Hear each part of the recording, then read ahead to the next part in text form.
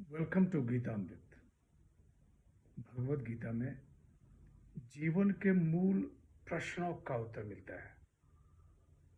मैं कौन हूँ? आत्मा क्या है? आत्मा का स्वरूप कैसा है? गीतामृत में इन्हीं विषयों का वर्णन सरल शब्दों में।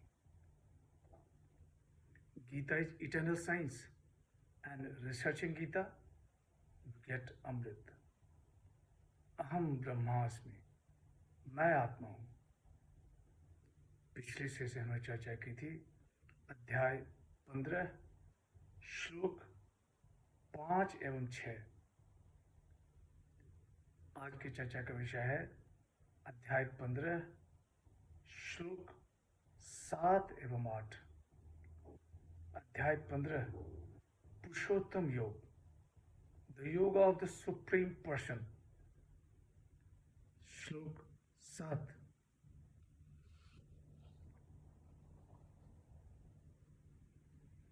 ममै वांशो जीवलोके जीवभूतः सनातनः मनः षष्ठानि इंद्रियाणि प्रकृतिस्थानि कर्षति। श्री भगवान वाच, इस संसार में जीव बना हुआ आत्मा मेरा ही सनातन अंश है, परंतु वह प्रकृति में स्थित मन और पांचों इंद्रियों को अपना मान लेता है। The blessed Lord said, the eternal portion of myself, having become a living soul in the world of life, draws to itself the senses and mind that rest in nature. पिछले सेशन में परम धाम का वर्णन था। अध्याय 14 में भगवान श्री कृष्ण ने कहा कि प्राणियों की मूल प्रकृति माता और मैं बीज स्थापना करने वाला पिता हूं। यहाँ भगवान श्री कृष्ण कह रहे हैं कि इस संसार में जीव बना हुआ आत्मा मेरा ही सनातन अंश है, परंतु वह प्रकृति में स्थित मन और पांचों इंद्रियों को अपना मान लेता है। ममे वांशः,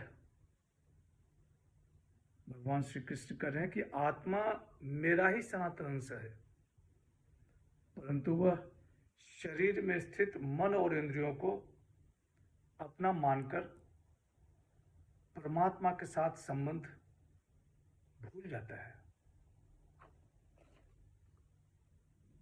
ऐसा प्रतीत होता है कि आत्मा विश्वों का भोक्ता हो गया है। जीव भूतः सनातन, जीव सदा से परमात्मा का ही है। सोने का गहना तत्वतः सोने से अलग नहीं हो सकता, उसी तरह आत्मा परमात्मा से अलग नहीं हो सकता। मन और इंद्रियों से संबंध मान लेने से आत्मा बनता है और अनेक योनियों में घूमता रहता है। जब आत्मचिंतन से अज्ञान नष्ट हो जाता है तब आत्मा परमात्मा में मिल जाता है। श्लोक 8।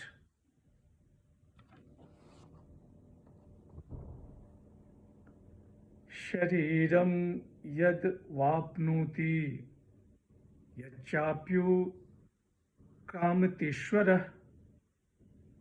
गृहीत्वेतानि संयाति वायुर्गंधानि वासयत। श्री भगवान watch,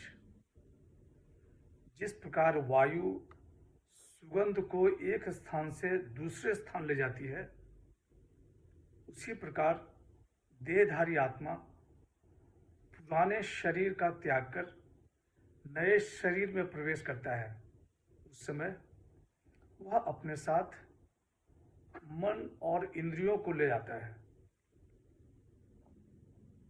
The blessed Lord said, when the Lord takes up a body and when he leaves it, he takes these, the senses and mind, and goes, even as the wind carries perfumes from their places.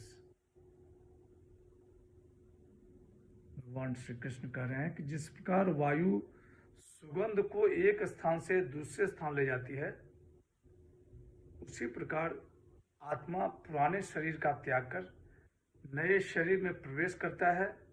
उस समय वह अपने साथ मन और इंद्रियों को भी ले जाता है। यच्चाप्यु कर्मातीश्वर, जब आत्मा शरीर को छोड़ता है, गृत्वे तानि संयाति, वह अपने साथ मन और इंद्रियों को भी ले जाता है। भगवान श्री कृष्ण उसका प्रोसेस बताते हैं। वायुर्गंधानि वाश्यत, जिस प्रकार वायु फूल के सुगंध को एक स्थान से दूसरे स्थान ले जाती है, उसी प्रकार आत्मा मन और इंद्रियों को अपने साथ ले जाता है। वायु आकाश का अंश अपने साथ प्रकृति के सुगंध को साथ लिए घूमती है। जीवात्मा परमात्मा का अंश अपने साथ प्रकृति के मन और इंद्रियों को साथ लिए भिन्न भिन्न योनियों में घूमता है। जीवात्मा परमात्मा के साथ संबंध भूलकर मन और इंद्रियों से संबंध मान लेता है और जन्म मरण के बंधन में फंसा रहता है।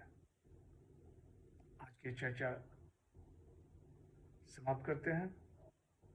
अगले सेशन में चर्चा को और आगे बढ़ाएंगे। यदा यदा हि धर्मस्य ग्लानिर्भवति भारत, अभ्युत्थानम् अधर्मस्य तदात्मानं सृजाम्यहम्। हरे कृष्ण।